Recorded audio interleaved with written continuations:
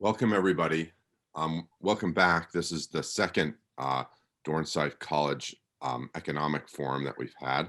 And we're very, very pleased today to welcome back former Prime Minister Gordon Brown, former Minister Lord David Sainsbury, and the economist Erik Reinert. Today we're going to be discussing Professor Reinert's book, How Rich Countries Got Rich and Why Poor Countries Stay Poor, and then a book that is related to it but has gone sort of further and also talks about Lord Sainsbury's experiences as a government minister, and that is his book. As you can see, I have read it in great detail. Oops, I'm sorry, I'm having some windows of opportunity. Both these books are about a way of thinking about economics which some call heterodox. I think it's, Diane Coyle called it reality-based economics. It's not that ideological. And I think it's going to be a very interesting discussion today. Welcome. I'm happy you're here. And I'm going to pass it off to Gordon Brown now. Thank you so much. Let me say, first of all, it's a privilege to be back at USC, even if it's only online. It's 14 months since I last visited the campus. And I want to wish the university well as it continues to teach and research throughout this COVID crisis. I thank Jacob Soll for organizing this transatlantic event. Jacob has introduced his longtime friend, Erik Reinert, and I want to say to Erik that his books, especially How Rich Countries Got Rich and Why Poor Countries Stay Poor, translated into 20 languages, has been a great influence on me, as I know it has influenced David and thousands of others. No country, he has shown, can achieve development without a sustained level of industrialization. No poor country can achieve this in the traditional structures of free trade without an industrial policy and without a major role that the state must play in infrastructure, innovation and science, and training and education, the critical building blocks, as he shows, for economic growth. Indeed, from the Renaissance onwards, argues David, successful countries, including the UK and the USA, and now China, have got rich by having industrial strategies, often by protecting their nascent industries before opening themselves up to world markets. And you know, it's my privilege to say something about David Sainsbury and the complementary themes for this discussion that are contained in his book, aptly named Windows of Opportunity. For he focuses on the immediate economic opportunities that arise now as we prepare to move out of the current crisis. And this study comes at the right time because we're entering a huge discussion about how we can return to high levels of growth. There are now wholly separate debates ongoing about recovery in every part of the world. It is interesting because different continents are moving at very different speeds on monetary and fiscal stimulus in particular. America is in the lead, doing what today China did in the great financial crash after 2009. Europe is doing what America did then, and it's in the middle. And China is doing what Europe did and is not needing fiscal stimulus for its economy. But despite the expected bounce back, there is general concern everywhere about long-term secular stagnation and about how low levels of productivity may be a possible cause. And this, says David Sainsbury, is because of the absence of proper industrial policies. Davis's book raises the question, why have productivity growth rates been so poor?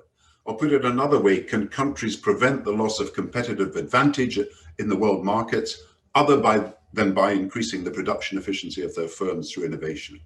And indeed, is not the creation of high value added per capita firms the answer for falling behind nations and left behind regions?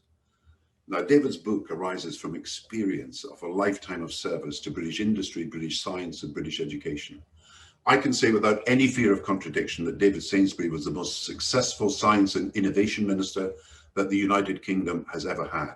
He presided over a remarkable expansion of British science, from rising investment in pure and applied science to the improvement of science infrastructure in our universities. And so I'm not surprised by some of our recent scientific successes, not notably the Oxford AstraZeneca vaccine, now available across the world. He is author too of recent recommendations for the future of technical education, at the same time as being Chancellor of Cambridge University. And since being science minister, he has authored a major report, The Race to the Top, which set out a long-term plan to build science and innovation for the future. So in Windows of Opportunity, David is tackling what has become a Western productivity problem. Despite the explosion of new technologies, the general decline in the rate of productivity growth, which was slower in the first decade of the century, even slower in the second, and looks like being slow again in the 2020s. Not least because fixed investment and general investment in R&D have been falling as a share of GDP. Now, the first section of his book will be of interest to academic scholars, particularly of Adam Smith and the successor economists, because he argues, in my view, convincingly, that the neoclassical economics does not have a proper theory of growth. It does not have one because it does not have a theory of innovation, because, as he says, they do not understand capability, market opportunity dynamics, that growth is driven by innovative businesses. Failure to move forward with an industrial policy has, of course, consequence. For it's the failure to deliver sustained and inclusive growth and the displacement of well-paid employment that has resulted from the lack of growth that has been fueling the rise of populism. And I can say, as a former finance minister, there is not a finance minister in any part of the world who does not worry and has not been damaged by the failure to turn things around on productivity and growth. I was lucky to serve 10 years, but the failure to deliver is such a big problem that the turnover is now very high indeed. Indeed, we could say there are only two kinds of finance ministers, those who fail and those who get out just in time. Now, I believe you will hear from David that the problems we have are soluble. They need us to understand the true drivers of growth, and we need public and private sectors to work together nationally and internationally. I ask you to hear the thoughts and proposals that two great economists and thinkers, David Sainsbury and Erik Reinert, have for the future of our country and of the world. Thank you, Gordon. Now I'd like to pass it to Professor Erik Reinert. Thank you, Erik, for coming here, or for speaking from Oslo, Norway. It's great to see you. Thank you. Well, thank you very much, gentlemen. I'm honored by your interest, and I shall start by giving a 10-minute slide introduction to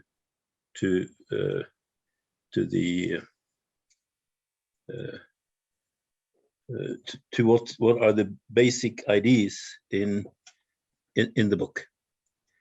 So the book was published in 2007, but the process of writing it or thinking about it started about 40 years earlier. But I'll give you the basic ideas. And I'll show you here. This was the first edition in England, and I liked it because wealth was the somber courtyard in a somber courtyard in Venice, and poverty was this young man jumping from one tie to the other and actually having some fun. So I thought it was a very nice wealth and poverty contrast. To the right is the latest book launch I went to just before the Corona crisis. This was the Georgian edition, and it has been translated into about well, close to 25 languages. You see the two Chinese editions up there. There is a Indonesian one with the wealth and poverty in a different contrast, and there are some languages where I have a contract, but they're not out. They're not yet out, and I'm particularly sorry that the Burmese translation is not out yet, and it's also being translated to Khmer, but and Armenian, and the latest one is Creole in Haiti. So you know, in a sense, I'm writing a book for people with very small purchasing power. So from a marketing point of view, I'm going after the poor. But I think hopefully we can get out more editions as well, because the problem is essentially that in poor countries, the best and the brightest are taken to universities in Europe and the United States, where they're taught economics that to a large extent is irrelevant, right? So it is important to get it out in these small languages. So the basic idea is that economic activities are qualitatively different. And that's kind of intuitive, but how can you measure it? Well, here is a graph produced by National Bureau of Economic Research in the US in 1942, and it shows productivity difference in about 50 industries from 1899 to 1937. And you see to the left here that there are three columns. There is output, increase in output, increase in man hours, and then the strange thing is about it's the wage earners per unit. It's the fall in wage earners per unit of production. So if you take the automotive industry there, you have a 200,000% increase in production. You have a 20,000% increase in the number of wage earners employed, and you have about 88% reduction in labor input. So it says that in order to produce a car, you need only you have a reduction you have an increase in productivity of about 88%. That's what it means. And you have all different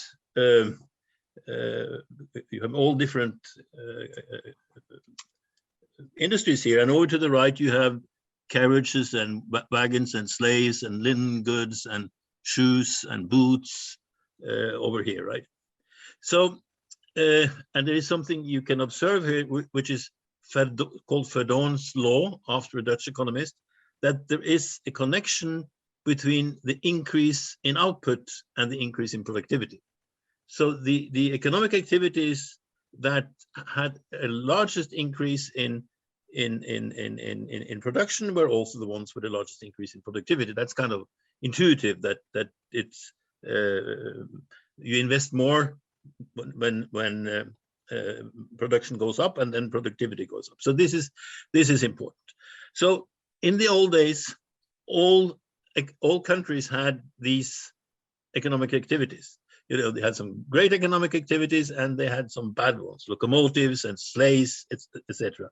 So the United States had locomotives and sleighs and gloves over here, and they had cars and all the high-tech industries over there.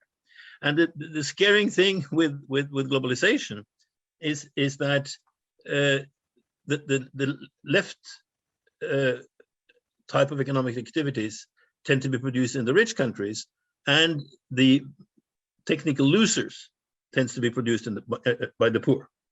So the classical example is Mexico, so-called maquilas, the assemblies, where all the things that the United States cannot mechanize are sent off to Mexico. And therefore productivity increase in Mexico is fairly low, right? Because they get the losers. And this is what makes globalization worse than before. So we don't hear much about that, but the real wages have fallen much more in Mexico than they have in the United States. So there is a dilemma there.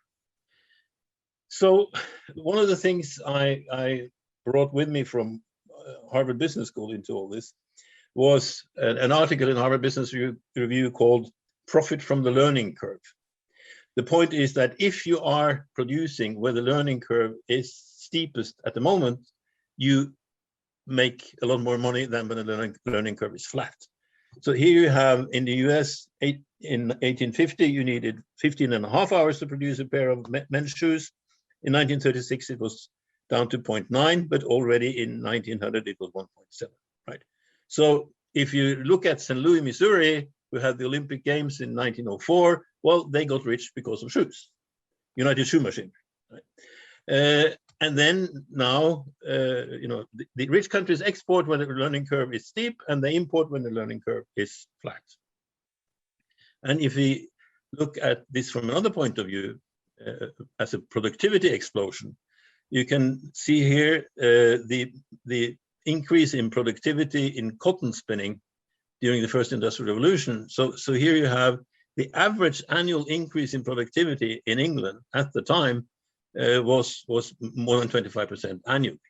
And then, well, that technological revolution is gone, is past, and the learning curve is flat, right? So if you manage to be where these productivity explosions are, like Silicon Valley did in the 1990s, you know, you're doing very well. Opposite example, Ecuador, where I was sweating in doing my thesis. There was a disease on bananas in Central America. So Ecuador got the whole US market for bananas. So they doubled production. But what happened to the yield? Well, you see that the yield went down, and it's a mirror image of the area under production, right? And that has to do with diminishing returns. This is Malthus and Ricardo, and these people knew a lot about diminishing returns, about the bad news of economics, but they didn't go really for the good news. And you see where the two lines cross, from the left one and the right one, you can read off when you have the same product, the same area of production, you can read off productivity increase, right? So the productivity increase is completely dwarfed by the diminishing returns. And you know, John Stuart Mill wrote about this and said, you know, if we don't understand diminishing returns, there is a lot we don't understand. But the thing is to take both increasing and diminishing return into the picture. So when I studied economics in Switzerland, this was the first semester fall semester in 1970. I remember this was on the board. To the left, you have the real economy, the world of goods and services. Then you have, to the right, you have what Schumpeter called Rechenpfennige, or accounting units, right? And in capitalism, when things work well, Keynes said there's a bridge in time between the capital side and the production side. You need money to build a factory that's lasting for 50 years. Well, you go and you get money from the financial sector. So there's a symbiosis between the financial sector and the real economy. But then what has happened with when this distinction, which everyone had, if you go to Marx in volume 3, he had it, you know, Schumpeter had it, most German economists had it, Italian, French economists had it, but that disappeared with neoclassical economics. So then you have the risk that instead of this symbiosis, financial economy starts making money on itself, right? So the financial economy keeps producing more and more capital without going by the way of production. And then you get this thing here, which an illustrated one of my articles made this like a Pacman. You know, here's the financial economy like a Pacman eating up the real economy. And I think this is one of the problems we have, that we have a financial capital which is no longer in the service, or to a large extent, no longer in the service of the real economy like it used to be. And it's actually more of a parasite. So there's a trade-off here between levels of abstraction. And Schumpeter says the general reader will have to make up his mind whether he wants simple answers to his questions or useful ones. In this, as in other economic matters, he cannot have both. Right? You can either be accurately wrong or approximately correct. And I think this is where we're making a mistake at the moment, that the theory is accurately wrong, but we don't go down enough at the level of abstraction. So there's some cyclical movements here. Physiocracy, Keynes, peaks 1760, dies with the French Revolution, when people make more money from not baking bread and hoarding wheat than making bread. Classical economist Ricardo, 1817, peaks in 1846, collapses with the revolutions in 1848, and we get completely different theories, right and left. Neoclassical economics, Samuelson, 1948, and it peaks peaked in the 1990s, and I think this is what is now dying. It's dying out. Like Ricardo is dying for the third time. For the first time he died in 1848, and then he died in the 20s, and now he's dying again. And this is, as long as when you see it's a cyclical moment, it makes more sense. So briefly, this is, I apologize for the poor graph, but this is the inside back cover of Paul Samuelson's Economics, which was the textbook for 3 generations. And he paints a family tree of economics. And it goes from Adam Smith to David Ricardo, and then you have John Stuart Mill, and then you have Marx. So he makes economic history of economic thought into a theory, a civil war between fractions of Ricardian economics. Marx got his labor theory of value from Ricardo, and Samuelson got his trade theory from Ricardo. So it looks like everything comes from Ricardo. Well, the alternative view to that is that communism and capitalism in practice had this guy in common, Friedrich List, which Lord Sainsbury is writing about also. And to the left is a stamp from West Germany, and to the right is a stamp from East Germany, from the German Democratic Republic. And this is the only hero these two people had in common. And they even use the same portrait. And this comes into communism because the translator of Friedrich List was a gentleman by the name of Sergei Witte, who was Minister of Finance for the last 2 Tsars. The Tsars didn't listen to his industrial policy, but the communists did. He was dead by then. He died in 1916. So we are presented in the textbook with the false communality of right and left. I think this is the important one. And look at the space rate. It was part of a Cold War who fought on economics. And this is what we lost with neoclassical economics. This is what we especially lost after the fall of the Berlin Wall, this common understanding. Last time we saw it on the political level was the integration of Spain into the EU during the 1980s with a lot of support for industry. So I've got a kind note from Lord Sainsbury asking how these ideas have developed, and just to give you a brief idea of how I got into it. At 18, I visited Peru from Norway with a student organization. So we're saying, well, why are the bus drivers in Lima, who are equally efficient as the bus drivers in Oslo, why do the bus drivers in Oslo have a real wage which is 15 times higher than those in Lima? So I said, okay, I got to look that up when I come back. Look it up in a dictionary.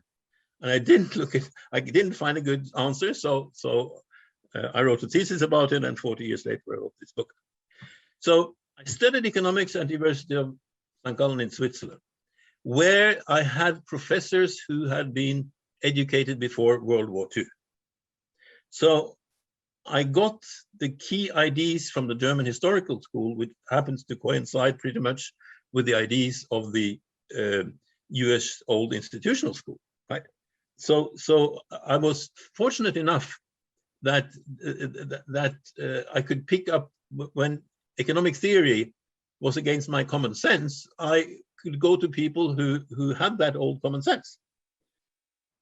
So and I also worked for the Swiss government in Latin America and was sent out as an expert from the Swiss Foreign Office at the age of 23. With a letter of introduction to Latin American government saying our expert, Mr. Reinert. So at the age of 23, I lost my respect for experts. I thought an expert was somebody who was far away from home, if I was an expert. So then my family was in business, and when I was 23, the family said, well, our competitors are really in Germany, but if we jump Germany and set up a factory in Italy, we'll do well.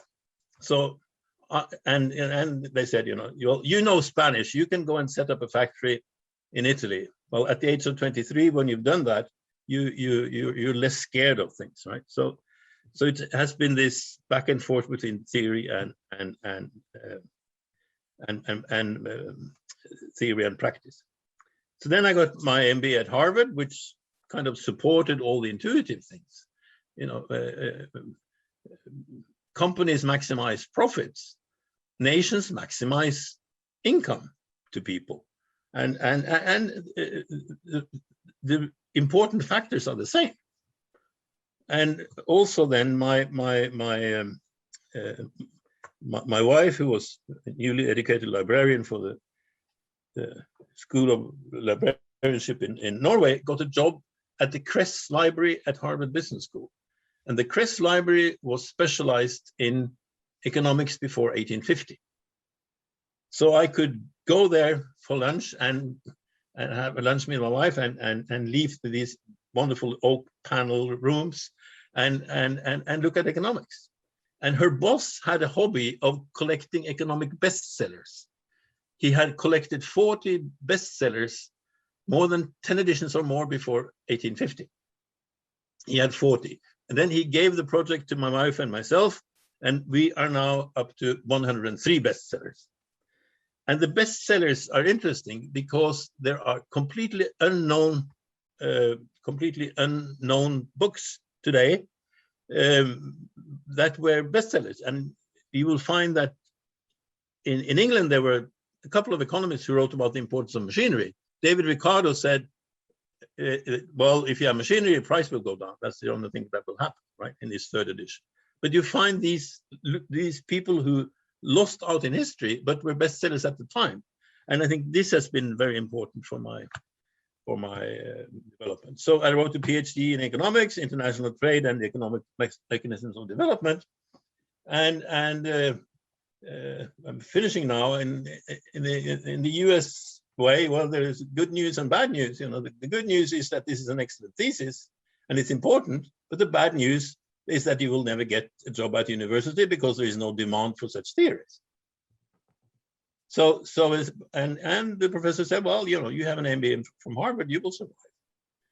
So this was the beginning of a mixture of seeing problems in the third world, the old German historical school, manufacturing, old economics at Harvard. So this was the beginning of what happened. So I think we can we'll leave it there. Thank you, Erik. That was absolutely fascinating, and you packed a lot of things in there, which I don't think people have heard or know about, and yet they're all extremely relevant. I'd like to pass it now to Lord David Sainsbury, who takes the baton in so many ways in this discussion. Thank you, Lord Sainsbury. Erik, can I say how very happy I am to have this opportunity to talk to you, because I think your book, How Rich Countries Grow Richer and Why Poor Countries Stay Poor, I think is one of the most important books on economic growth to have appeared in recent years. And also because personally it's had enormous effect on my own thinking. John Maynard Keynes, as you probably know, said a study of the history of opinion is the necessary preliminary to the emancipation of the mind. And I think your book had the effect of emancipating my mind from the unreality of neoclassical economics. In particular, I was struck by a sentence in chapter 2 of your book, where you said standard textbook economics fails to consider how differing technological windows of opportunity create huge variations in economic activities, and consequently also widely different opportunities for adding capital to labor in a potentially profitable way. And that seemed to me an enormously important insight, because I think it explains one of the most obvious features of economic growth, which is that when you look at a period of rapid growth in a country, one doesn't see all the sectors of the economy growing fast, as one might expect if an increase in market efficiency was the cause of economic growth, but rather a few sectors growing very fast, driven by innovation, which to me suggests that innovation is the engine of growth. And I thought this insight was so important that, in fact, I called my book Windows of Opportunity, How Nations Create Wealth, and quoted that sentence on the first page of it. So any flattery I make of you today is based on a real appreciation of what you have contributed to this debate. I mean, I think it is this absolutely fundamental point which you make, which is that economic activities in sectors are qualitatively different, and I would say have different value added per capita, which is absolutely fundamental to an understanding of economic growth. And we had a very interesting previous session at the University of Southern California, where we had Larry Summers appeared. And it was very interesting because he said right from the start, you can't have this idea that you have different value added per capita of sectors is absolute rubbish. He said, you know, if you take the 100 most distinguished economists in America, they would all agree that talking about high value added sectors is like talking about creationism, which I thought was a bit abusive, I must say, because I think I'm doing a bit better than that. But his argument was, well, it doesn't agree with the theory of marginal productivity. And I thought, I have to say, I thought this was extraordinary, where you deny the existence of figures because they don't actually coincide with your theory. It seems to me it usually should be the other way around, that if they don't agree, you should query the theory, not the facts. Anyway, so I thought that point you make is absolutely fundamental to my thinking, and I think is absolutely fundamental to any approach to looking at the whole question of economic growth.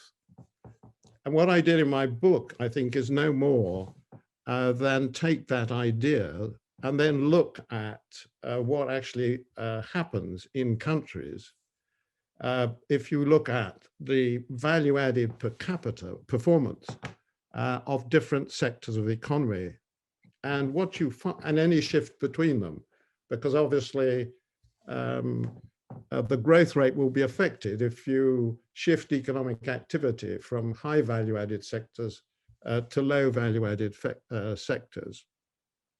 And what it shows is you can explain the growth rates, different growth rates of companies by just looking at what's happening in different sectors, and any shift of economic activity between high value added and low value added sectors. Why was this insight of your book so important to me? Well, in the 1970s and 1980s in the UK, I became very concerned, I think like most people interested in politics and economics, about the growth rate and competitiveness of the UK economy and the apparent inability of politicians and economists to do anything about it.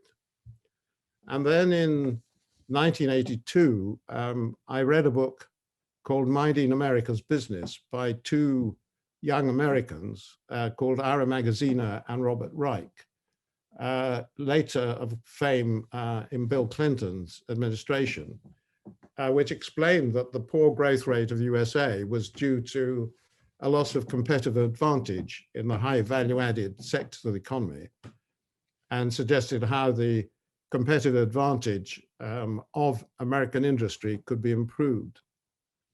And I found their argument very persuasive, and was therefore very surprised when they were viciously attacked by Paul Krugman, the very distinguished American neoclassical economist, who in a number of articles said competitiveness was a dangerous obsession, that high value-added sectors didn't exist.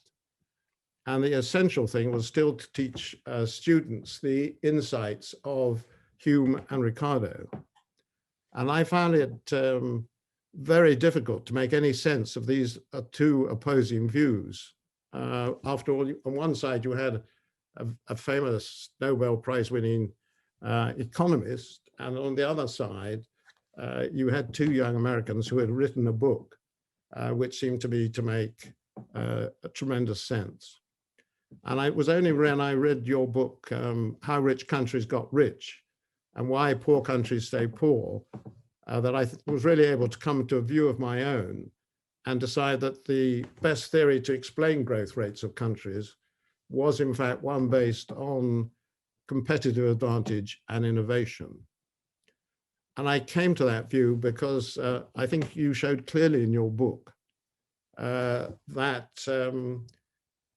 economics is very different historically from most scientific subjects. With most scientific subjects, it builds, you have one discovery, people take a view, you have another discovery, it advances, you have another discovery and it advances further.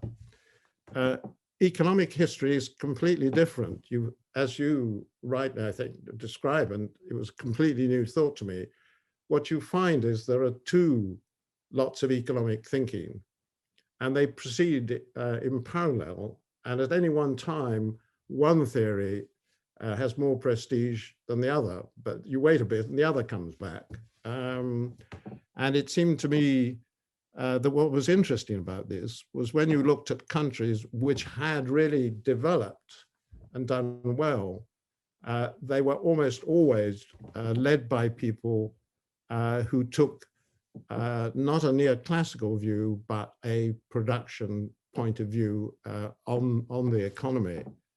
And that starts with, I mean, this is the bit I kind of loved, because at university I read history, and no one, in spite of reading about the Tudors in England again and again, no one pointed out that actually the first industrial strategy was that of Henry VII, who built up quite a deliberate strategy, the woolen industry, and that was the basis of our wealth in the 16th and 17th century, and we were really quite wealthy.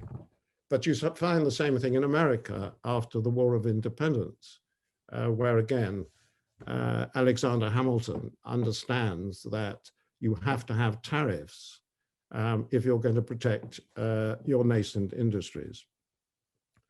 I think the other point that is fascinating about your research is you point out that both the UK and the United States only adopted free trade, neoclassical view of the world after they had become technological leaders and no longer needed their governments to support their industries. And at that point, they suddenly were converted to totally free trade and were happy, in the words of the German economist Friedrich List, who you mentioned, to kick away the ladder by which they had climbed up in order to deprive others of the means of climbing after them. So I found that historical background was extremely illuminating and had a big influence on my own thinking. So I think you can see why I think your book is such an important one, and why I'm very happy to say what a huge impact it had on my thinking. The final point I'd like to make is really to say that I think it's very important that people understand that this debate about economic growth is not a pointless academic squabble, but one which has real implications for policy making. And I think this is a subject we might take further. I was going to ask you about your own personal experience and how much that had affected your thinking, but I think you answered that question and answered it in, I think, the way I would expect, it was expecting, which is to say, it was really based on your own experience of economic growth and therefore on empirical evidence. Because I think the biggest problem with neoclassical thinking today is really people, economists in most of our universities in England and the United States have really abandoned an empirical approach to economics and just basically sit in universities producing ever more complicated mathematical models, which are based on completely unrealistic assumptions, and therefore and are constantly surprised that they then can't explain what is happening in the real world. And that will go on till we have some more people actually looking at economics from an empirical basis, what I would think of as actually a scientific basis, rather than this mathematical theoretical one. So perhaps I could start by asking you to say a little bit more about what, I mean, because you've written a lot about this, about the impact that neoclassical economics and neoliberalism has had on the developing world, particularly in the, I guess, 70s and 80s, when it was, well, 80s and 90s probably, isn't it? Because the Washington Consensus, I think, starts really in 1990 with the fall of the Berlin Wall. But in the period after that, I think you've written, and I'd like you to say more about this, if you could, about the impact that this view had on the developing world, because it was very serious and I think very important. Well, thank you very much for your kind words. I just gave you about a CV of 10 years of my life, and it looked like two different CVs mixed together. But it's very interesting that you mentioned Ira Magaziner and Robert Reich, because my first job after my PhD in 1980 was with an American company called Telesys, which was a spin-off of Boston Consulting Group. And my boss was Ira Magaziner. And in a day in July in 1980, Ira Magaziner and I were the two only guests in the office of Irish Prime Minister Hoy. And Hoy had something that most economists don't have. He had a knowledge of bookkeeping. So Ireland had joined the EU in 1972, and what he saw was more and more debt, more and more indebted farmers, a terrible balance of payments, well, the only good news was Bailey's Irish cream. That was the only the only invention. So he had an intuition, and he actually said to us, I see a new industry out there, information technology, and which will fit Ireland. And I want the two of you and your company to write the theory. So this is interesting, that intuition often comes first, right? And then we came out there with our learning curves and everything from Harvard Business School. We took out all of our old tools, and produced this Telesys report, which was, relatively, it was really successful. And one of the reasons it was successful was that because of the Irish, so many Irish interests in the US, the Ireland got a special tax agreement with the US.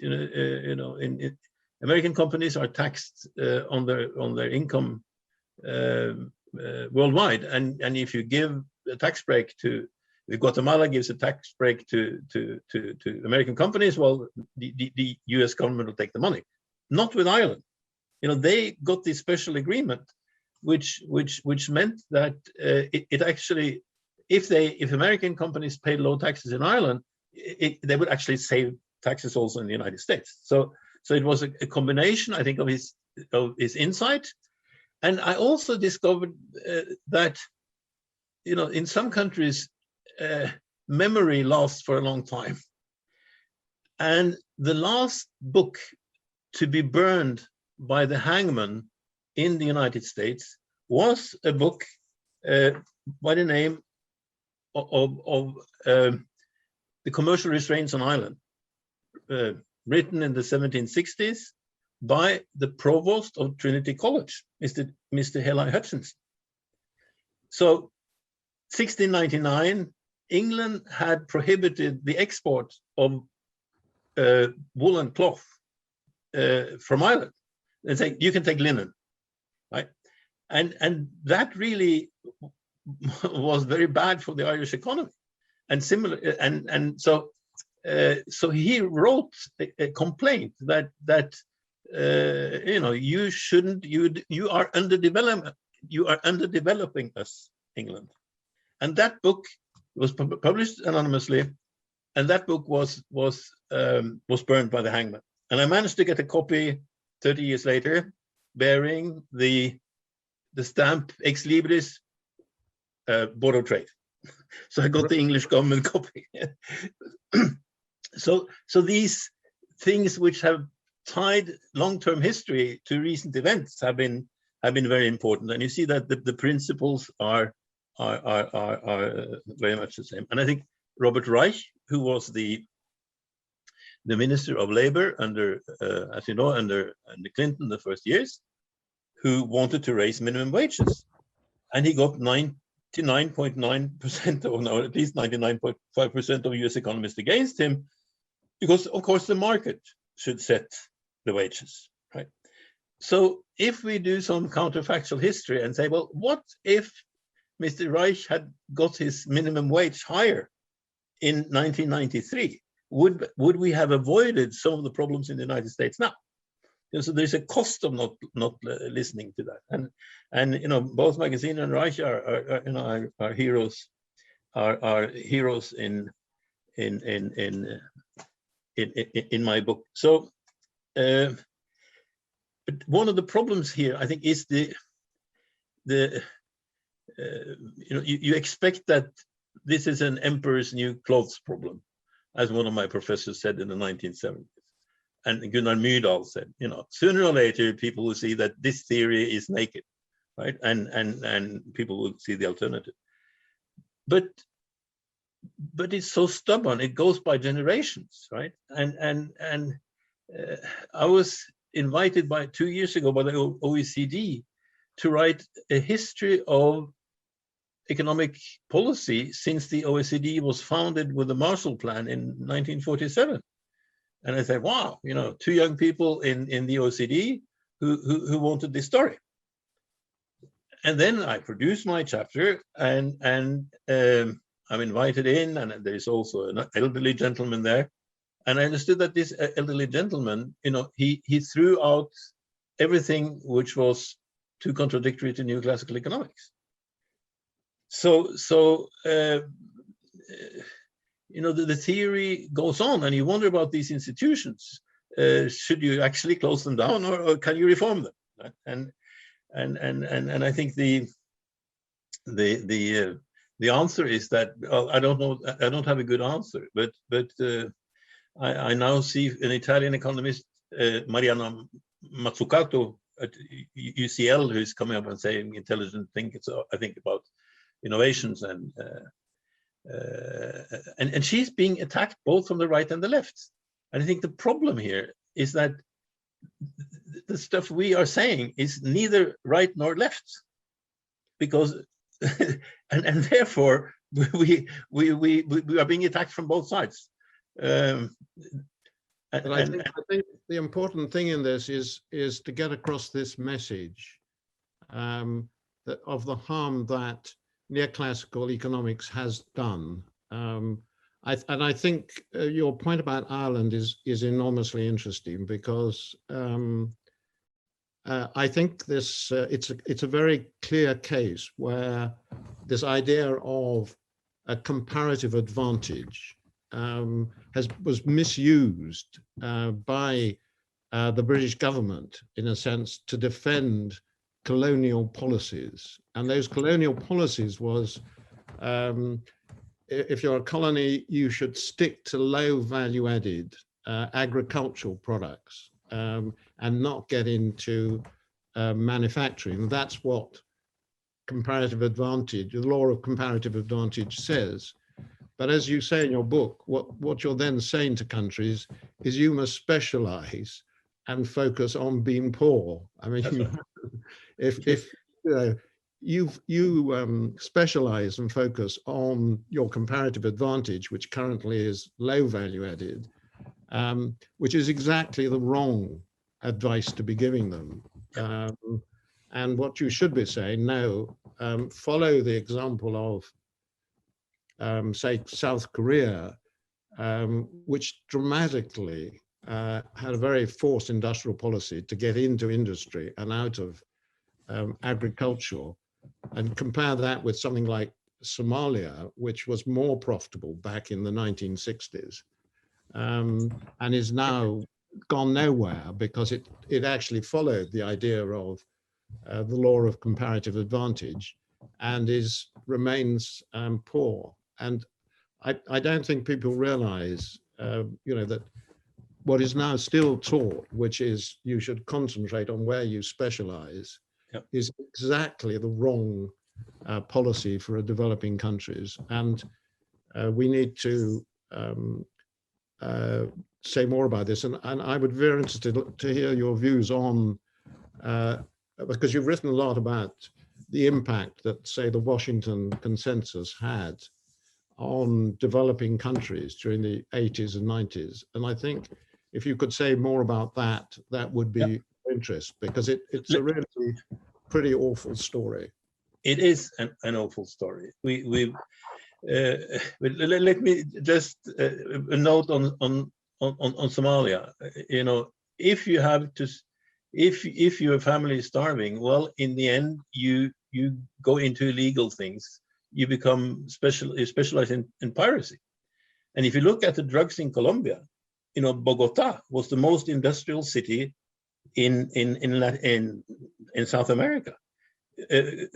Colombia was very advanced, and then they had a free trade shock, and they specialize in drugs, right? So no, you're right. What the Washington institutions have been very destructive. The UN institutions lost more and more power. UNCTAD and these people lost more and more power, but at least they had a much better theory. But I think what the World Bank and the IMF have been doing is really awful. They have underdeveloped people, and also you see that what the EU has been doing when they make contracts with countries like Georgia and the Ukraine, they also force them into that model. So what we have done actually is to subsidize dictatorships. 30 years ago, the real wages in the Ukraine were double of those in Belarus. But the Ukraine tried to be a democracy and signed a deal with 1,030 pages with the EU that two people had read, they tell me, in the Ukrainian parliament. industry died out. But Belarus didn't have that problem. So Belarus is a success in terms of industrial policy. You know, I'm not defending the government, but I'm saying that the way we have treated democracies is that we have forced them to be poor, whereas dictatorships could actually live much better. And that's something that we should be ashamed of. 2 years ago, I was invited to Kazakhstan, and in the parliament, in the president's palace in Nur Sultan in Kazakhstan, there was a round table with a meeting of various people. Two of them were former chief economists of the World Bank, Justin Yu-Filin and Paul Romer, who both had, in my view, left their jobs seemingly in a hurry. But when we started talking, we got on like a house on fire. We all agreed. So there are people who see this. It's just that they lose their jobs. Okay. So it's, you know, it's a serious problem. But I think now, you know, the good thing about Trump and the interesting thing is also that when this collapses, it collapses like in 1848. It collapses because it's attacked from both sides. You know, Karl Marx attacked David Ricardo's on capitalism, but there was another German economist, Bruno Hildebrand, who was so conservative. He also attacked David Ricardo because he was so conservative that he had to flee to Switzerland to become a professor at the University of Zurich because he was too conservative for the Germans, you know, and Marx was too radical. So, and then in the middle you had, you know, the big hero, John Stuart Mill. I think John Stuart Mill is the one who actually saw how wrong Ricardo was, and he said all countries need infant industry protection. So he's the hero in the book. So we need another John Stuart Mill here. Well, I think the other interesting story in this is the position of Japan, because I think Japan, after the Second World War, had this debate in the context of its car industry, because there were the economists, and particularly the treasury side of government in Japan after the war, said, you know, a good neoclassical argument, we should concentrate on low areas where low wages will be to our advantage. It was in fact Mitty which said, no, we've got to get into some of the more high value added. And one of the places to do that would be the car industry. And the car industry at that point in Japan, I think it started before the war, but was depleted during the war, produced about 5,000 cars a year, and was about to be swamped by American and European car manufacturers. And they stopped all the inputs and then built up the industry. And of course, that was absolutely fundamental to the Japanese whole growth in the next 30, 40 years. And that was a direct move away from the whole idea of specializing on comparative advantage. And I think what did that was the communist threat. That you know, with the Marshall Plan,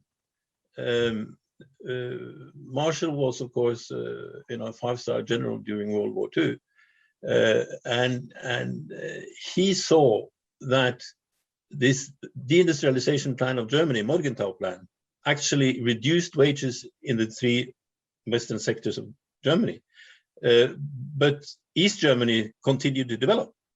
So he said, "Hey, you know, we are losing out to communism because we are deindustrializing Germany." So then he turned this Morgenthau Plan upside down, and it was the reindustrialization of Germany. But while they were at it, it was from Norway, all through Western Europe, Italy, Turkey, South Taiwan, South Korea, and Japan. So they were allowed to do this because there was a political threat of communism. And in Japan, it was particularly interesting because there you had, you know, Schumpeter had been translated to Japan in 1932, very early. before English. And there were intellectuals there who were Marxists and businessmen who had read their Schumpeter. And they came together because Marx also understood industrialism, of course. So you had these coming together of businessmen and Marxist intellectuals, plus American advisors from the New Deal era. So there's a wonderful Harvard Business School case on industrial policy in Japan, and there you get this story. But the whole explanation is that when there was a communist threat, the West only gave up free trade when it threatened them, right? So in the late 40s, that threat was big. And that, of course, saved Western Europe as well, and England as well. So yeah, Japan is a fascinating case, and also South Korea, because they were allowed to do, they were subsidizing their industries. They had negative interest rates, and they were given negative interest rates for 6 or 7 years to build up, and they used this learning curve argument, and it's sad to say, but communism actually improved capitalism, because then they had to show that they could perform as well. So it's a fascinating it is a fascinating story. And going back to England in the 70s and 80s, I ran this company in Italy, and my biggest market was England, and I was very happy with Margaret Thatcher, who was convinced that a strong currency was the sign of a strong country, right? So I could always when I quoted a big job I'm going to deliver in half a year or a year, I always knew that Margaret Thatcher would bring the value of the pound up, so my margins were better. So in a sense, it was sad to see in English industry being ruined, because Lord Robbins wrote a wonderful book on that, The Economic Consequences of Mrs. Thatcher, so some people saw it in England as well. But for I think for these Washington institutions, I don't. The pace is so slow that you wonder if it would be better to close them down. I think, and they're slowly changing, but they have, the World Bank has an index of competitiveness, and if you just cut all your public welfare and cut the things which belongs to social democracy, your score will go up. So Modi in India cut a lot of these things, and India suddenly seemed a lot more competitive. So it's the misuse of data, it's the wrong incentives, and a tremendous inertia in these organizations, which is really scaring, and that's what I saw from inside the OECD. So we need a mass movement, to make a mass movement which says independent of left and right is not that easy, because it goes against. As Gordon will know, that's the whole story of my life, is being in the middle between left and right. Yeah, that's exactly how I feel as well. Exactly how I feel. Right. Jacob, I would love to go on talking to Erik, but I think we should probably let other people put some questions. Would you like to take that over at this point?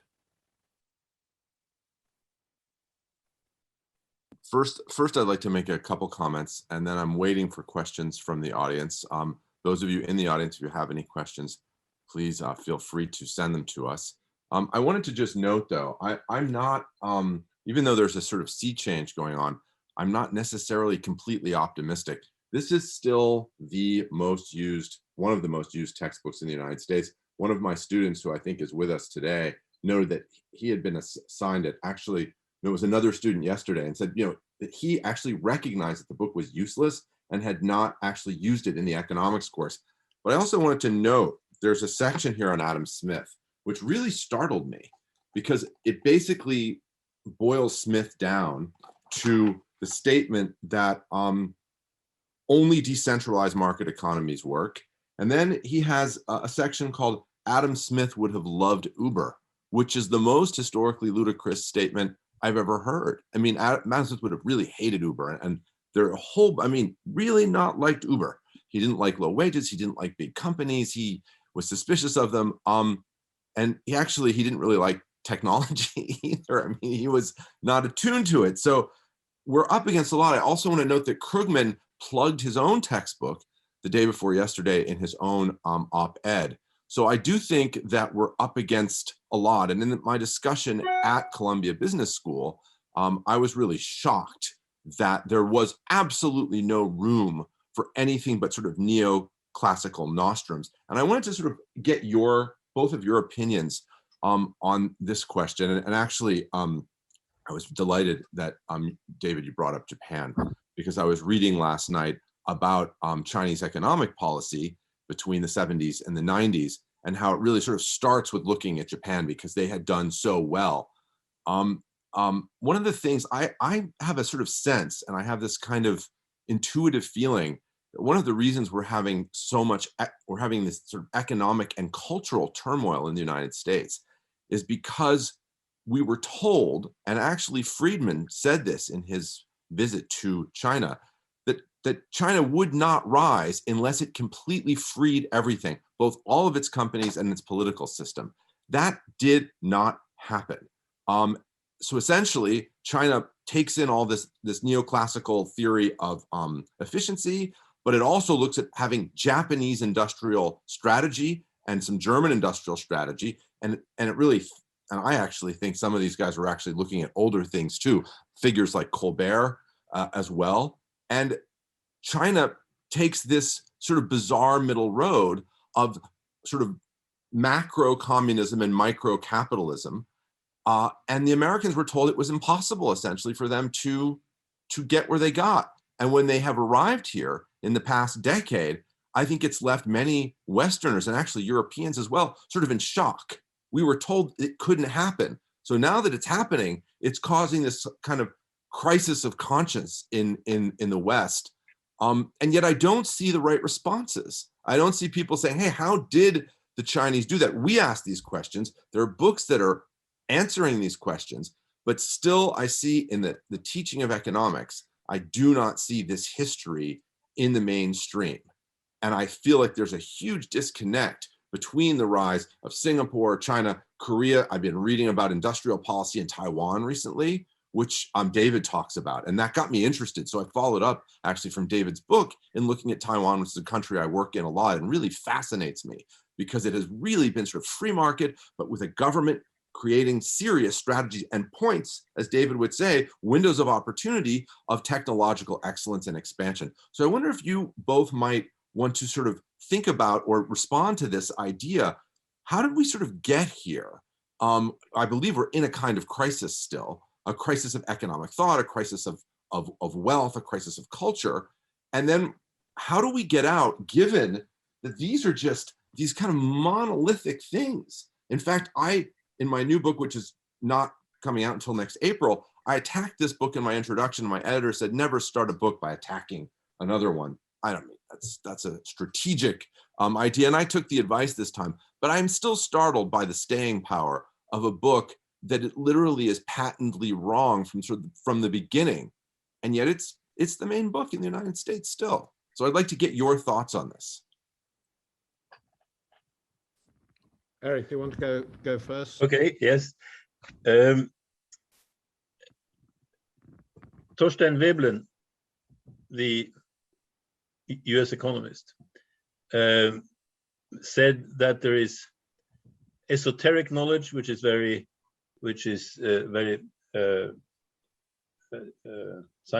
seems very prestigious, and then there is exoteric knowledge, which is kind of facts, which is not interesting. So there is a prestige in using mathematics. Then there is also a history of if you Google unfair treaties, and there's a story there both in Japan and China, that while the West was industrializing, they were prohibiting industrialization in China and Japan. You know, Admiral Perry sailed into harbor in China and said, "Well, I'll come in Japan," and said, "Well, I'll come back in a year, and if you don't sign the free trade agreement, we'll bomb you," right? And the Chinese also, you know, the Europeans took over the customs offices in China in order to get their money back. You know, my wife's family worked 25 years in. A guy in my wife's family worked 25 years in China for the European customs office. They'd taken over the customs office to control the country, and you had the opium wars, right? And I have an Australian colleague, John Matthews, who works a lot in China, and he says the Chinese remember this. You know, we were fooled before. Not let them fool us again. And I think this is certainly part of the explanation, but the big problem is really that the theory doesn't collapse. Why is that? And it is being attacked from both sides now. But it's if the Americans only went back to Abraham Lincoln, they would see that the tariff is no tariff on raw materials, higher and higher tariff as the value added to the product gets higher. Right, this is the kind of thing that everyone has done, but now that's gone. And I see in American colleges that the history of economic policy in the United States is not being taught. So I think this is, and history of economic thought is disappearing from other universities as well, because I was invited to the University of Oslo 20 years ago to teach it, and the students loved it, but the professors hated it because they saw there were alternatives. There were alternatives to what they were teaching, and they didn't want that. They didn't want competition, right? So we have to study this inertia, and I think, but we should also remember that China and Japan have been fooled before. I think this is. I mean, I think Keynes said that the problem is not the difficulty is not getting people to accept new ideas. The difficulty is to get them to stop supporting old ideas. Yes. And going around talking about my book, this is the impression I get. There is almost a failure to engage in the argument, which I have to say I thought was shown by Larry Summers, who after all is a really distinguished, very clever man. And to just simply say, look, we're not going to engage with this argument or these figures seems to me very difficult. But one understands it because, of course, if you've written all your life and you've given lectures and you've written your PhD on one theory, it's quite difficult to turn around and say, well, actually, I got it wrong. And there's an element of that. But I think the only thing one can do is to go around having endless webinars and trying to persuade people that actually there is an alternative theory, and that some of these people's record of actually predicting things and understanding what's going on is pretty poor. I mean, another article by Paul Krugman, again in the 1980s, was on the basis that there was no miracle in Asia, and that at some point, quite quickly, Singapore would collapse. And of course, now Singapore is I think, the wealthiest in terms of GDP per capita in the world, other than the tax havens.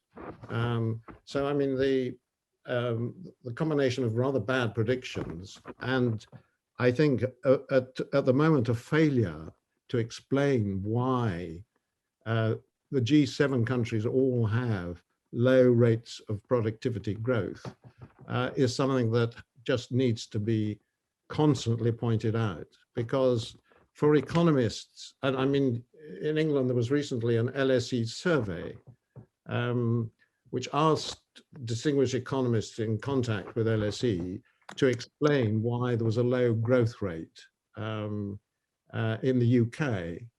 And there was absolutely no consensus whatsoever on this.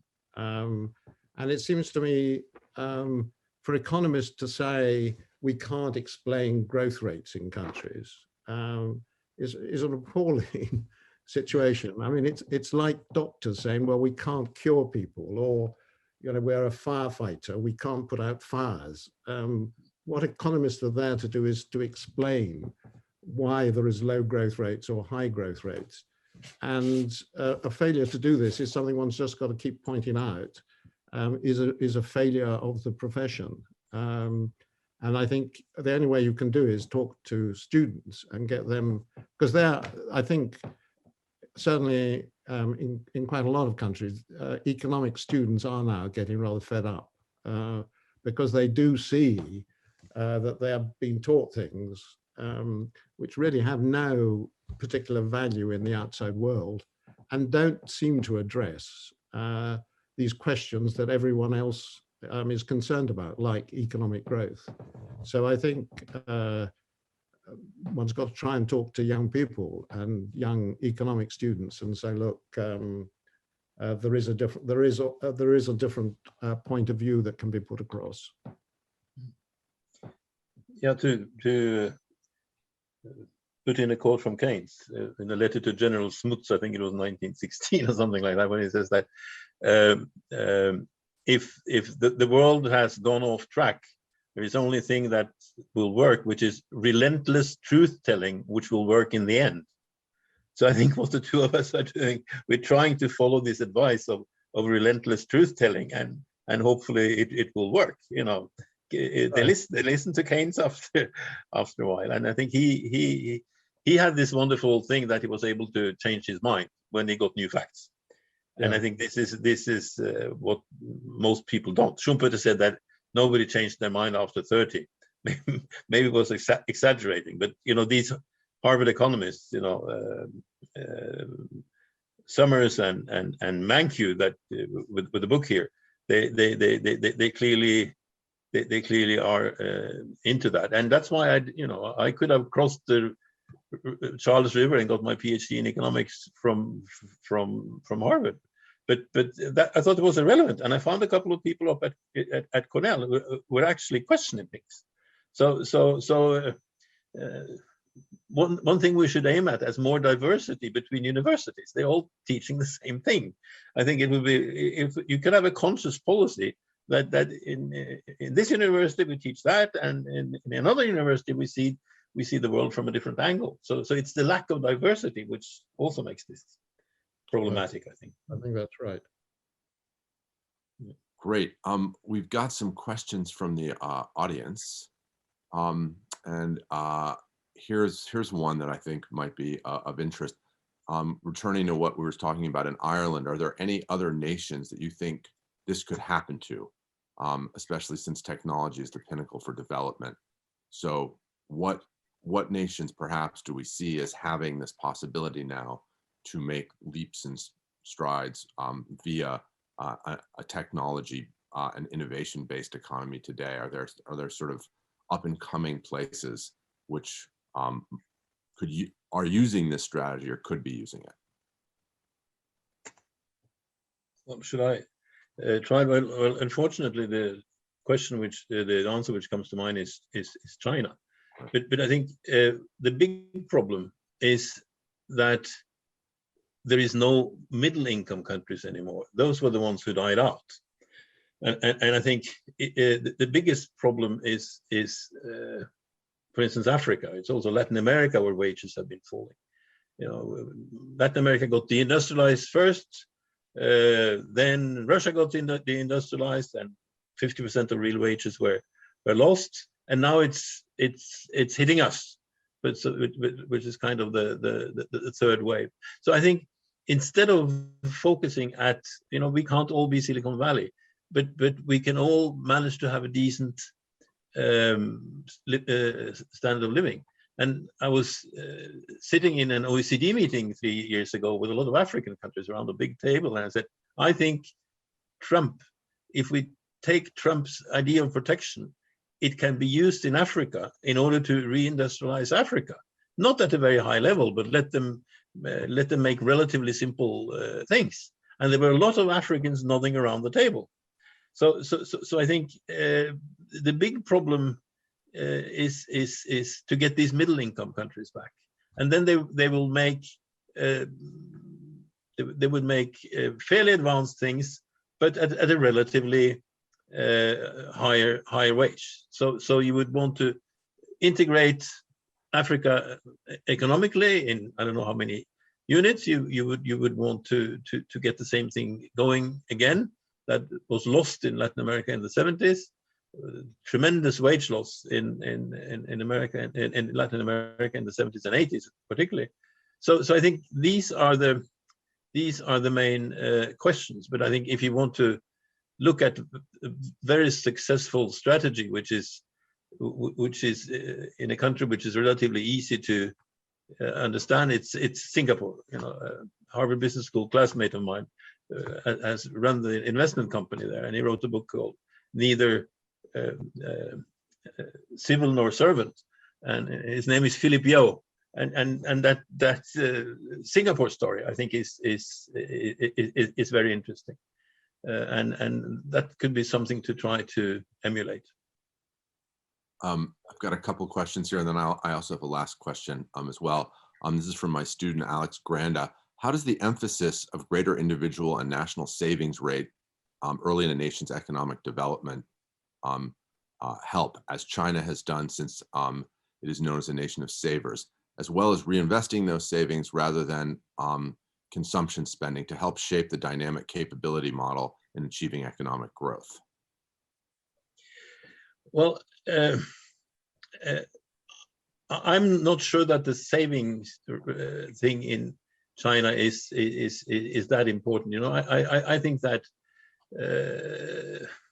well, it has kept consumption down, which has been good for a while, but can also be bad. You know, the underconsumption. So I think that but China has always, of course, been very conscious that they industrialized a few percentage of the population along the coast, and if they up the living standard and the wages too fast on the coast, you would have a tremendous inflow from the hinterland, and so I think I think China has done the right thing for them, but I think it hasn't been the right thing for us, which is not to be expected. So I think one of the problems is that under normal circumstances, with such an incredible increase in productivity, wages would have to go up, and the fact that they didn't let wages go up is very good reasons from their point of view. But I think this damage out. I'm sorry, this would damage us. So I'm sorry, I'm leaving that saving thing. I think especially now with new monetary theory, that that government deficits are not that important that they used to be. So there's a whole shift here with new monetary theory. There's a whole shift in the importance of savings, and the verdict is now is not out. But there is a field where a lot of things are happening in economics. I think the idea that savings is really the key factor here is based on the idea that what drives growth is capital. I think that is it's not I think what I would think is the right answer to that question. What drives growth is innovation. And if you can produce successful products because you are innovating, then if you look back historically, almost always capital will come. And what you've seen in Africa, I think, is international organizations pushing capital out to these countries who are not in a position to use it. And that's been very counterproductive. So I think it's much more important that they think about innovation, but innovation, which is almost all importing innovation from the developed world. And if then they can produce the products, then it's amazing the extent to which you can find people who will fund that innovation if they can see profitability. And it's one of the interesting things I think about the Industrial Revolution in England, or indeed the subsequent growth of industry in America. Part of the Industrial Revolution in England was funded by Dutch money, because of course Holland had some kind of industrial revolution before and was quite wealthy, and pushed quite a lot of money into the British Industrial Revolution. And then, of course, as American economy took off, then quite a lot of things like railways were funded by British capital. So I think this idea, which is fundamental to the kind of neoliberal argument, which is capital is the engine of economic growth, is probably wrong. It's much more about an innovation and creating your profitable businesses. Absolutely. I mean that if you look at the history of the railroads, it's British investment that drives it. America doesn't have that kind of capital, and that's the capital from the Industrial Revolution suddenly being brought to make America explode. It did not happen on its own. I think that's really interesting. I have a point here just made by an anonymous attendee who says, I agree with the frustration. I graduated in 2018 from an economics program, and not much I learned what I felt was applicable. So that makes young people lose interest in the field, especially with the lack of interaction with technology. By the way, I just wanted to note, David, you might be interested in this, is that many of the economists who attended our last session agreed with Larry Summers, but the students were almost unanimously in agreement with your model, which I thought was really, really interesting. That it's still, it's still going to take a lot to get these. I mean, when Erik talks about abandoning these institutions, I sort of worry about, abandoning. I mean, I don't know what to do with the field of economics. It's very, very hard. I mean, you name a few people, but they're not token, but they're really, and they have voices. But when you go into these departments, the resistance is really remarkable.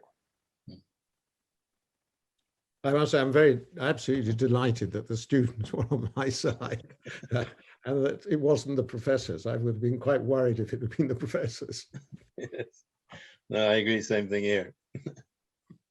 I have another point, and I made this to David last time, and both of you have noted this, and I really think that in economics, this is key. Having worked with economists and reading these books, almost all of them turn to history as a sort of legitimizing factor. And they almost always turn to Smith, and their readings of Smith are so far away from what Smith said. It's actually remarkable. I'm working now with a tech company to produce an edition of The Wealth of Nations that will have digital annotations to try and help the reader through The Wealth of Nations, because it seems that most people haven't read it, and when they do, they read it a lot like Thatcher did, with a few quotes out of context from Smith. Smith does believe in markets, and he does believe in individuals, but he actually really believes in you need this kind of very elitist society and these institutions in society. And as Erik pointed out to me last month in an email, he also really believed in state intervention in nascent industries. I mean, he says that the greatest thing that ever happened were the Admiralty Acts, which were, these protectionist acts in 1651. I mean, and everyone ignores that probably because they just don't even know what it is, right? So I think that the use of history in economics is one of the great problems that we're facing. And Erik, your son, who's one of my closest and dearest friends, is a history professor at Harvard Business School, but there aren't that many history professors in business schools. And so we're in this kind of remarkable battle over history still. And David really drew on history as well, showing how important it was. And I know this from giving history talks in policy settings, that when you use history in a policy setting, people really listen. And therefore, I wonder if one of the ways we can make inroads on this is through history and bringing history to economists, because they're almost left with their mouths open when you start talking about the history of these ideas. I mean, you can bring up Mill, you can bring up Smith, you can bring up Ricardo, and they're sort of stunned. Then you bring up which books people were actually reading and who was actually successful in developing economies, and how, for example, England got to where it got and America got to where it got. They're sort of startled. I wonder what you think about the use of history in economics. Is it a hope? Will it be effective? I think it's an open question. I think it's the only solution we have. And Adam Smith was a moral philosopher, right?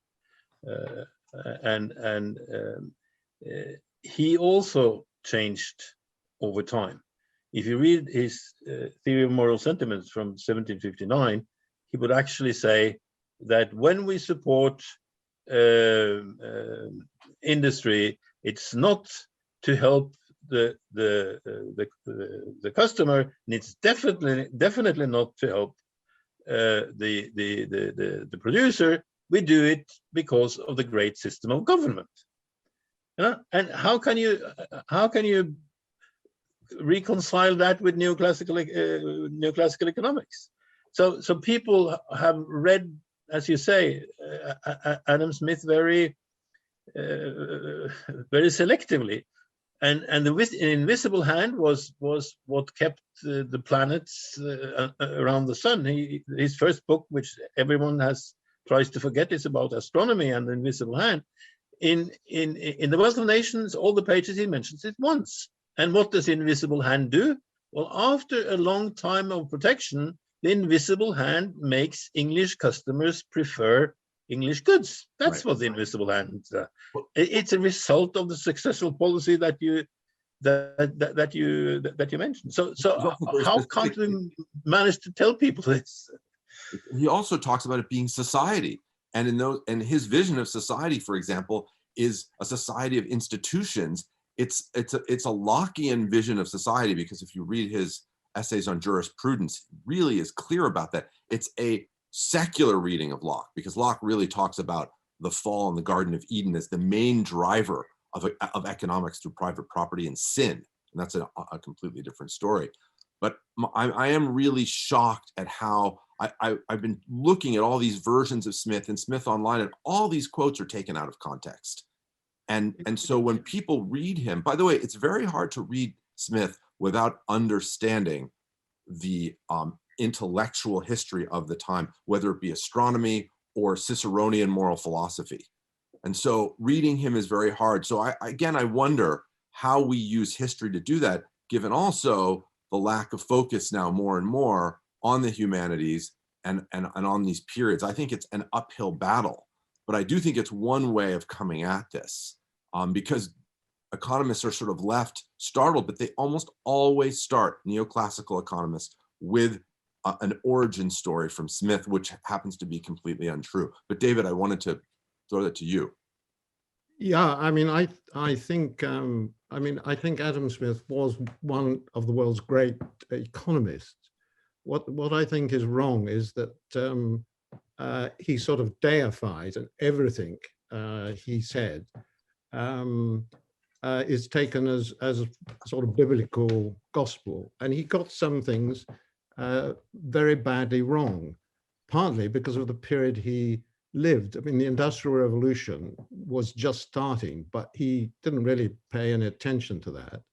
And fundamental to his thinking was that agriculture was really the proper industry. And he also believed that he was really against pretty well all organizations. He thought all organizations were sort of conspiracies against the consumer. This was based, I think, on his time at Oxford University, but he should have realized that failings of Oxford University should not be extrapolated to the whole of society. But he didn't really like organizations, and he didn't actually ever visit factories. I mean, he had the example of the pin factory, but there's a very interesting little story which John Kay has, because he actually, Adam Ferguson, who was another sort of political economist of that period, also had used the pin factory as an example in his books. And Adam Smith wrote to him saying, you're copying my works and you shouldn't be doing that. And Adam Ferguson wrote back and said, well, actually, none of us have visited the pin factory. We both got it from a French pamphlet. Which I think was a pretty good riposte to Adam Smith on this. But the point is, Adam Smith, the Industrial Revolution was just taking place, but he didn't really notice it and was really focused on the agricultural industry. And so these whole arguments about innovation and so on were just excluded from his thinking. That doesn't mean he's not a great economist, but it really shouldn't deify him in this way that everything he said was correct, and we should still be working entirely on the basis of his thinking, because it's ridiculous. May I also point out that what he did sort of say that was really interesting was that business had to be moral, and he was looking for a moral system for business, which we're still struggling with. It's one of the great questions we're struggling with now. It's how can business be moral? I just wanted to add, though, something really interesting is that he found workspace. He was actually in the middle of the Industrial Revolution, to the point where he found James Watt a place to build a laboratory. He ignored, I actually was studying the various editions of his works with the rise of large scale spooling wool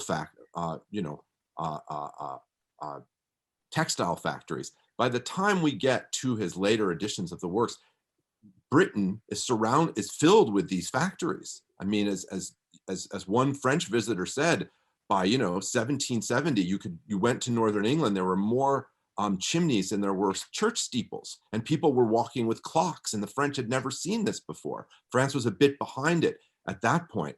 But so Smith was writing, it's as if you were writing today in Silicon Valley, or writing in the year 2000 without ever mentioning, tech. I mean, he sort of missed it, but that's because he believed, he was a moral philosopher who read Cicero, and Cicero came from all these Roman aristocrats who believed that the only good thing was farming. And he truly believed that, and he believed this farming class should rule. And he was a believer in this agrarian and oligarchy.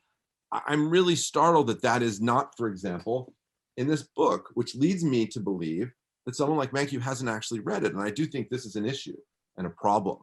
And I do think you're right. The deification of sort of anyone in these situations is actually really counterproductive. We really have to sit and read everyone critically. Yeah, I think it's like, pointing to a scientist in the 18th century who was a great scientist of his time and saying that everything he believed should be gospel today. And it's not a good policy, because things change and our ideas develop. And you can be a great scientist or a great economist of one period, but that doesn't mean everyone for the next 3 or 4 centuries has to believe the same things, because we learn and the world changes. It was Cunningham in his history of the free trade movement who compared it to religion and compared free trade thinkers to rabbis. It might have been an anti-Semitic comment, but it was somewhat accurate in 1906, I believe, when he wrote it, that he saw the free trade tradition as a religious movement rather than an economic movement. And almost all the criticism we have today, Cunningham had a version of this in 1906. I believe it's a prophetic and brilliant, brilliant book, by the way.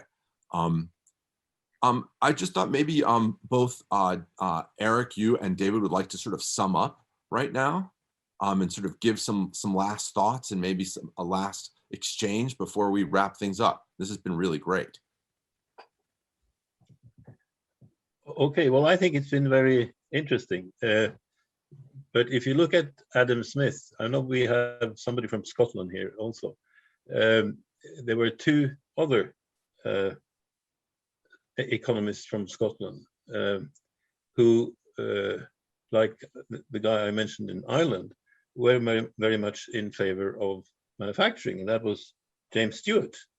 And James Stewart actually spent many years in Tübingen in Germany, the same place where Friedrich List was working some decades later. And Lord Lauderdale, Mr. Maitland, I came across his pamphlet collection at an auction, 400 pamphlets having belonged to Lord Lauderdale. And he, these were mercantilists. And after Adam Smith, mercantilism has been a bad word. So I think you can follow these parallel. Somebody made say that, well, this kind of economic theory is like an underground river. You don't see it for a while, and then it pops up again. But even if you go back to the time of Adam Smith was kind of a disloyal Scotsman compared to the others, to Maitland and Lauderdale. So these the same type of political contrasts have been there all the time, I think Josiah Tucker, an English economist in the 1700s, wrote a lot of pamphlets called Cui Bono, in whose interest is this? I think, and if we ask that question now, well, this theory is in the interests of financial capital, clearly, but it's not in the interest of the majority of the people. So I think the cui bono question can, without getting into conspiracies, the cui bono question, I think, can be played. I think what this discussion has, indeed, I think rather clarified in my mind is, I mean, the problem we're faced with is really economics has become, ceased to be really an empirical study. If you look at what's happening in the world, or you look back at history, it has become what Erik, I think you called mathematized ideology. And it's based on these mathematical models, based on assumptions which, whether it's rational decision-making or perfectly competitive markets or the representative firms, are just not realistic assumptions. And if you base something on unrealistic assumptions, you will just come up with unrealistic models of the world. And somehow we've got to try and convince the economic profession to go back to making economics an empirical scientific subject, because that's the sort of big intellectual battle we have to face. And I think, Erik, you would agree that that is the major problem. And how you do that, I don't know, but I think that's what we have to try and achieve. No, I really agree with you. And I think it's back to relentless truth telling, hoping that it will work. Right. I wonder, David, are you planning any new books? No, I've got enough problem with this one to own. I think this says what all I want to say on this at this point. And the thing to do now is to spend time both, I think, talking about it and trying to persuade people, but also to get various institutions to do some of the fundamental work, looking at growth theory in this way. So I've got Imperial College in London, both their business school and their engineering school working together, looking at competitiveness of a number of British industries and relating it to the value added per capita, and trying to look at what they need to be doing to increasing competitiveness. Because I think trying to get some of those examples and then get them into the political system is one of the ways of trying to change this debate.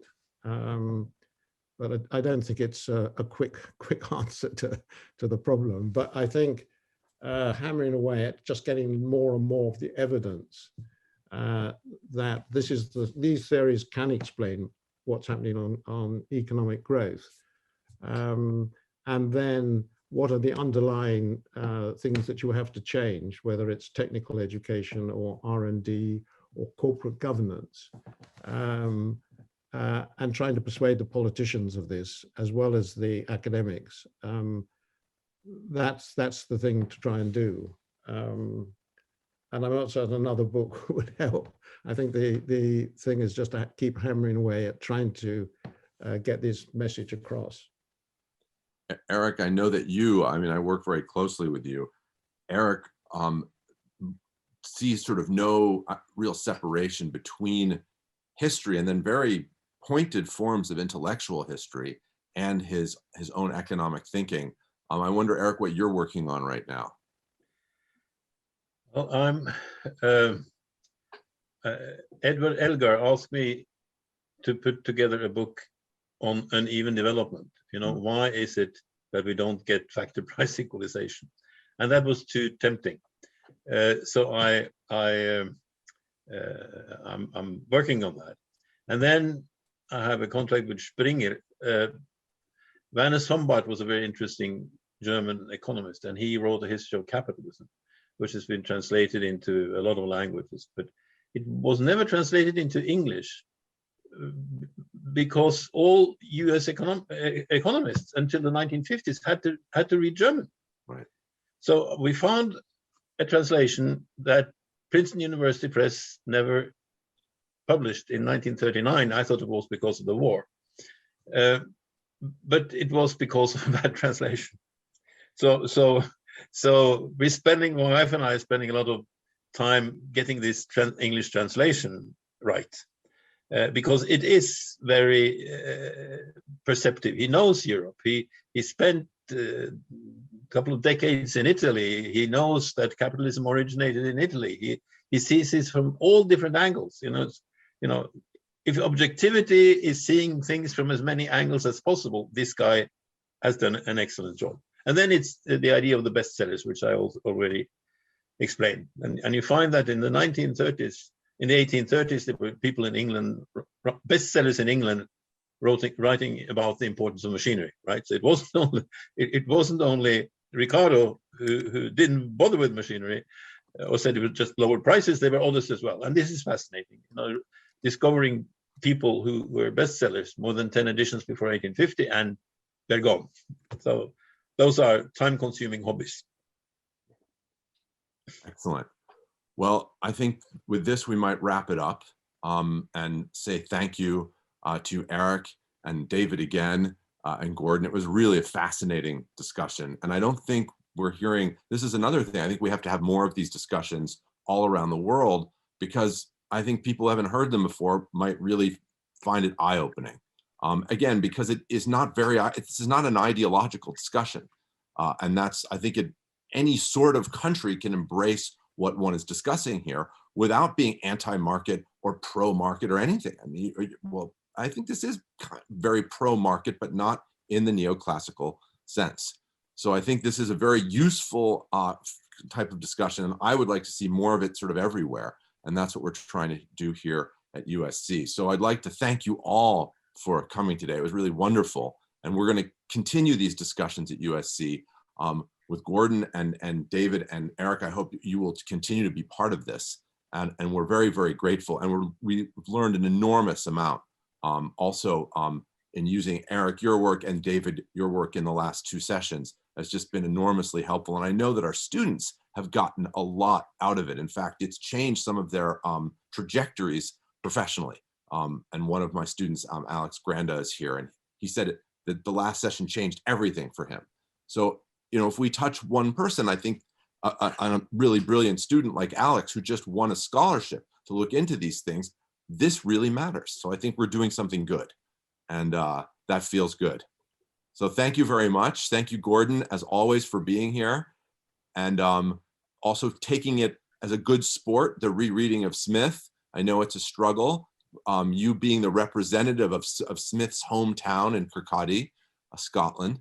But I think that it's not against Smith. I think it's nuancing. It's the real Smith, which I think is much more interesting than the caricature that we've had for, I mean, a very, very long time. So thank you all very much. The participants, we're going to stay online just to reconnoiter afterwards. And thank you all very much for coming. And we will see you again at our next session. Thank you very much.